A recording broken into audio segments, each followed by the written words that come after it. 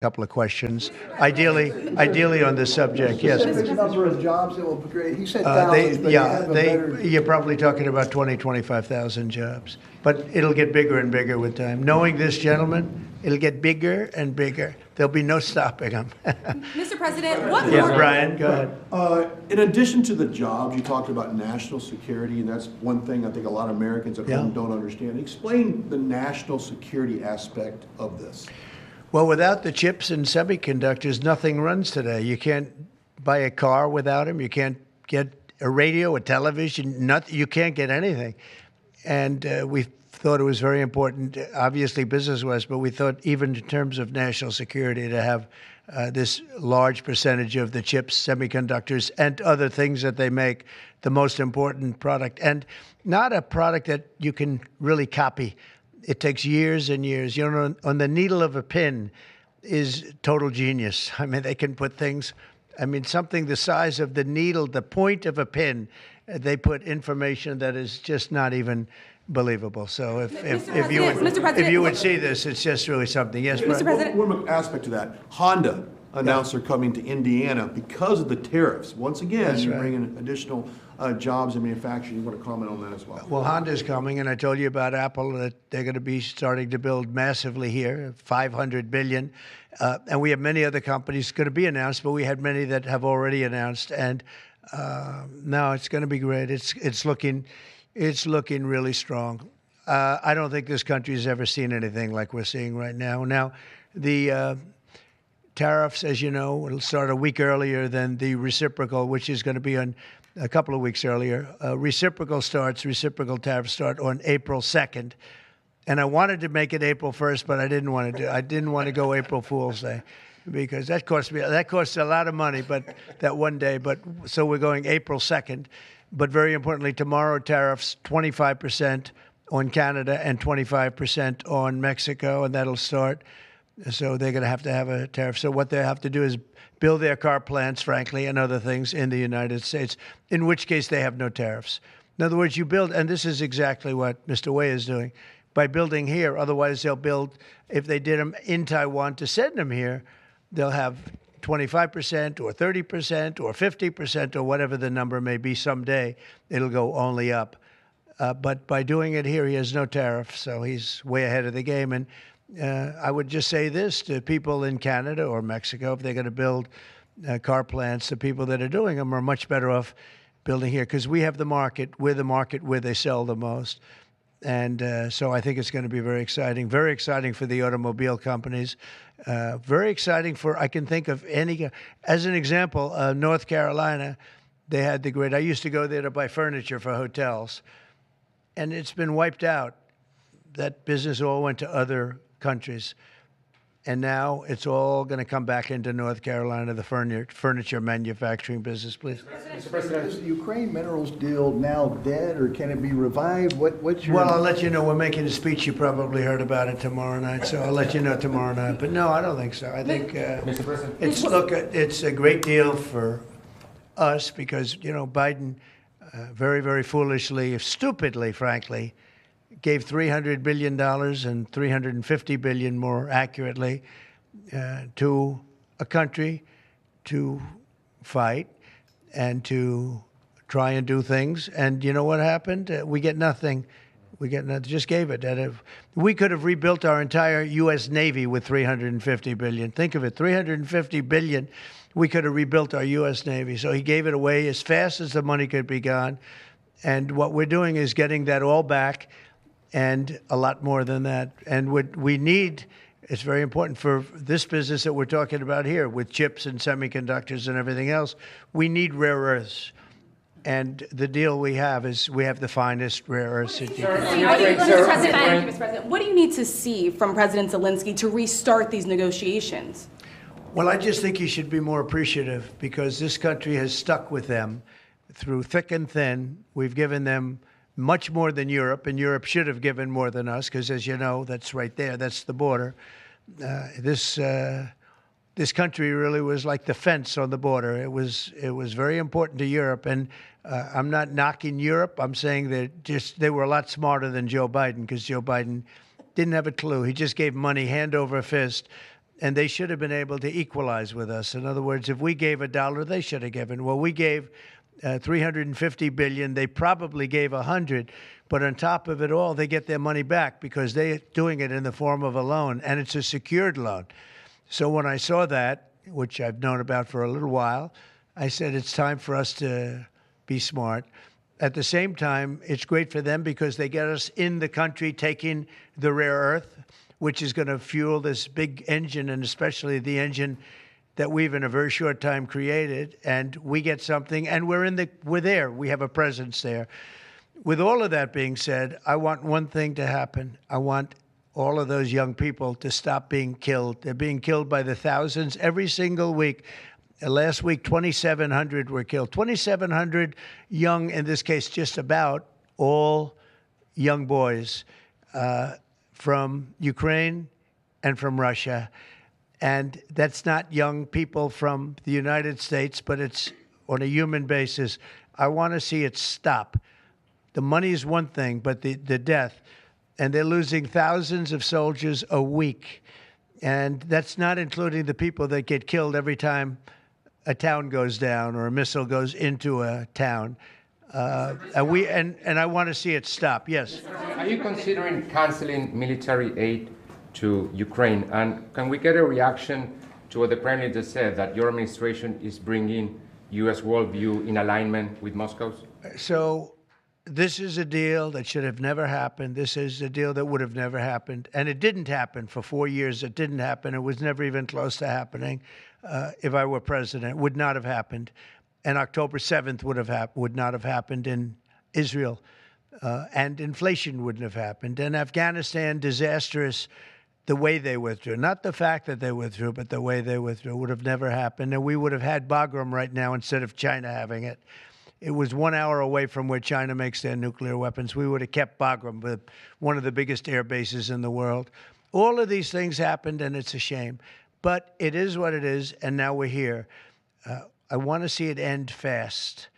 I don't want to see this go on for years and years. Now, President Zelensky supposedly made a statement today in AP. I'm not a big fan of AP, so maybe it was an incorrect statement, but he said he thinks the war's going to go on for a long time. And he better not be right about that. That's all I'm saying. This project, could this minimize the impact to the U.S. with chips should China decide to isolate Taiwan or China decide to take Taiwan? Well, it's a very interesting point. It's a great question, actually, but this would certainly, I can't say minimize. That would be a catastrophic event, obviously, but it will at least give us a position where we have, in this very, very important business, we would have a very big part of it in the United States. So it would have a big impact if something should happen with Taiwan. Russia sanctions. Are you looking at relieving Russian sanctions if there is a peace deal? Well, we're going to make deals with everybody to get this war, including Europe and European nations. And they've acted very well. You know, they're good people. I know most of them are friends of mine. The heads of state, the heads of the various countries, prime ministers from the different. I got four prime ministers and 5 presidents called me over the last 2 days, and they want to work it out. They want to get it worked out. And I think they're also, you know, they're talking money, but the money is less important than the deaths. We're talking thousands of young people a week. And people would say, why do I care about Ukraine, young people? Why do I care about, and not all young, but they're pretty young. You know, Ukraine is running a little bit low, and they're getting older. They're recruiting older people. It's a very, very sad thing that's happening over there, and we want to get it finished. We want to stop the death. On the tariffs, is there any room left for Canada and Mexico to make a deal before midnight? And should we expect those Chinese tariffs, the extra 10%, to take effect tomorrow? No room left for Mexico or for Canada. No, the tariffs, you know, they're all set. They go into effect tomorrow. Mr. President, just to follow up on my colleague's question. And just so you understand, vast amounts of fentanyl have poured into our country from Mexico. And as you know, also from China, where it goes to Mexico and goes to Canada. And China also had an additional 10, so it's 10 plus 10.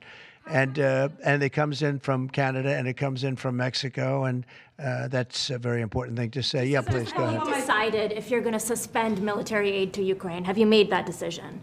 Well, I haven't even talked about that right now. I mean, right now, we'll see what happens. A lot of things are happening right now as we speak. I mean, literally as we speak. I could give you an answer and go back to my office, the beautiful Oval Office. I could go back into the Oval Office and find out that the answer is obsolete. It's like his business. It's obsolete. You come up with a new chip and it's obsolete about 2 minutes later, right? But that's what's good about his business. That's why he's the only one that's successful in it. But just to follow up my colleague's question from Russia saying that your foreign policy is largely in line with their vision, should that be concerning to Americans?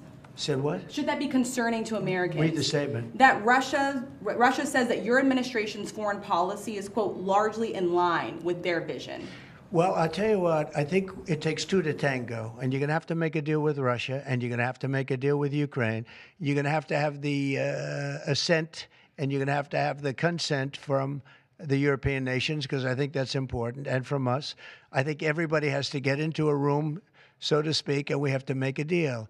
And the deal can be made very fast. It should not be that hard a deal to make. It can be made very fast. Now, maybe somebody doesn't want to make a deal. And if somebody doesn't want to make a deal, I think that person won't be around very long. That person will not be listened to very long because I believe that Russia wants to make a deal. I believe certainly the people of Ukraine want to make a deal. They've suffered more than anybody else. We talk about suffering. They've suffered. But if you think about it, under President Bush, they got Georgia, right? Russia got Georgia. Under President Obama, they got a nice big submarine base, a nice big chunk of land where they have their submarines. You know that, right? Crimea. Under President Trump, they got nothing. And under President Biden, they tried to get the whole thing. They tried to get the whole big Ukraine, the whole thing. If I didn't get in here, they would have gotten the whole thing. So I can only say, you can go back to Bush, you can go back to Obama, and go back to Biden. They took a lot. The only one they didn't get, you know what I gave them? I gave them anti-tank missiles. That's what I gave them. I gave them sanctions on Russia. I gave them javelins. You know the javelins? You know when they took out all those tanks? You know the tanks were heading to Kiev by the hundreds, and they were unstoppable. And I gave them javelins. So, you know, I really, Putin is the one that will tell you this has not been so good for them. The fact is that I just want fairness. I want fairness. But think of it. I gave Russia nothing except grief. I gave them nothing. I gave them sanctions and javelins. That's what I gave them. Obama gave them sheets, and you heard that statement before. It's a very famous. Trump gave them javelins, and Obama gave them sheets, and then they say how close I am to Russia. And let me tell you, we have to make a deal because there are a lot of people being killed that shouldn't be killed. But remember, Trump gave them nothing, and the other presidents gave them a lot. They gave them everything. You met with Argentine President Javier Milei at CPAC. He wants to sign a free trade agreement with the United States. Is that something that you would consider even with Argentina or any other country? I'll consider anything. And Argentina, I think he's great, by the way. I think he's a great leader. He's doing a great job. He's doing a fantastic job. Brought it back from oblivion. Yeah, we'll look at things. We're looking at the UK with things. It doesn't have to be tariffs, but tariffs are easy. They're fast. They're efficient. And they bring fairness. For instance, when people kill their dollar, their equivalent of the dollar, whether it's the yuan or the yen in Japan or the yuan in China, when they drop them down, that puts us at a very unfair disadvantage. So all I have to do is say, Howard, we're going to have to raise the tariffs a little bit because I've called President Xi, I've called the leaders of Japan to say you can't continue to reduce and break down your currency. You can't do it because it's unfair to us. It's very hard for us to make tractors, Caterpillar, here when Japan, China, and other places are killing their currency, meaning driving it down. So all of these things add up. And the way you solve it very easily is with tariffs, because when they do that, instead of having to make phone calls every day like I used to do with certain leaders, President Xi a little bit, a lot of phone calls, talking about the fact that they're lowering their yuan, they're lowering it down, and that makes it very, very hard for us.